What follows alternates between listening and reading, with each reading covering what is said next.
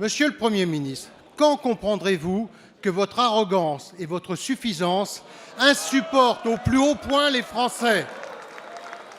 Votre bilan catastrophique devrait pourtant vous inciter à davantage d'humilité. Mais votre orgueil démesuré vous a conduit, une fois de plus, à la politique des coups de menton, ces coups de menton qui ne trompent plus personne d'ailleurs, mais finalement c'est cela votre marque de fabrique. Pour la seconde fois, vous vous apprêtez à utiliser l'article 49.3 de notre Constitution, l'arme des faibles et des pouvoirs affaiblis.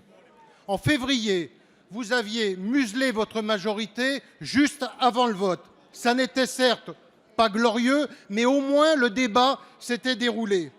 Aujourd'hui, en refusant que ce débat ait lieu dans l'hémicycle, c'est le Parlement que vous piétinez, Monsieur le Premier ministre.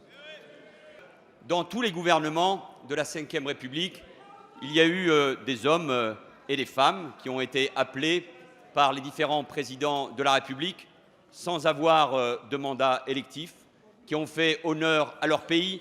Et pour un gaulliste que vous êtes, vous devriez au moins vous rappeler du chemin de Georges Pompidou. Et moi, je veux remercier Emmanuel Macron pour le travail qui a été le sien, pour le respect du Parlement en siégeant en permanence.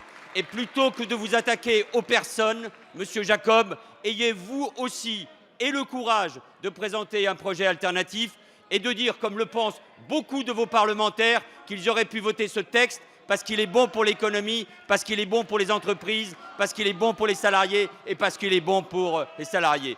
Vous êtes enfermés dans une opposition stérile et mon devoir et le devoir du gouvernement, c'est d'aller vite. Le pays a besoin de réformes, le pays a besoin d'avancer, le pays a besoin que nous soutenions la croissance, la compétitivité, les petites et les moyennes entreprises, parce que ce sont elles qui créent de la croissance, de la richesse et donc de l'emploi.